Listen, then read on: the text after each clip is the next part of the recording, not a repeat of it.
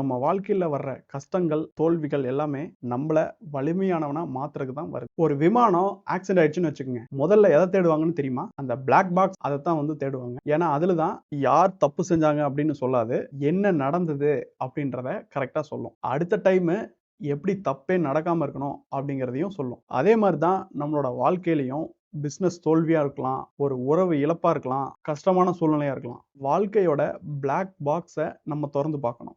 நம்ம எங்க தப்பு பண்ணோம்? அடுத்தவங்க ஒரு 99% அவங்க காரணமா இருந்தாலும், நம்ம ஒரு 1% காரணமா இருப்போம். நம்ம நெனச்சிருந்தா இந்த தவறு நடக்காமயே தடுத்திருக்கலாம். நம்ம என்ன தப்பு பண்ணோம்? நம்ம என்னத்த சரி பண்ணிக்கணும்? நம்ம எந்த விதத்துல காரணம் அப்படின்னு அலசி ஆராய்ஞ்சீங்க அப்படின்னா, நம்மளோட வாழ்க்கையே தலைகீழா மாறிடும். நம்மள்ல பெரும்பாலான நபர்கள் என்ன பண்றோம் அப்படின்னா, அவன் செஞ்சது சரியில்ல. அவன் தான் தப்பு பண்ணிட்டான். விதி தான் காரணம். என்னோட நேரம் சரியில்ல. வாழ்க்கை ஃபுல்லா சொல்லிட்டே இருக்கோம். நம்மள எப்படி மாத்திக்கணும் அப்படின்றத உணர்றதே இல்ல.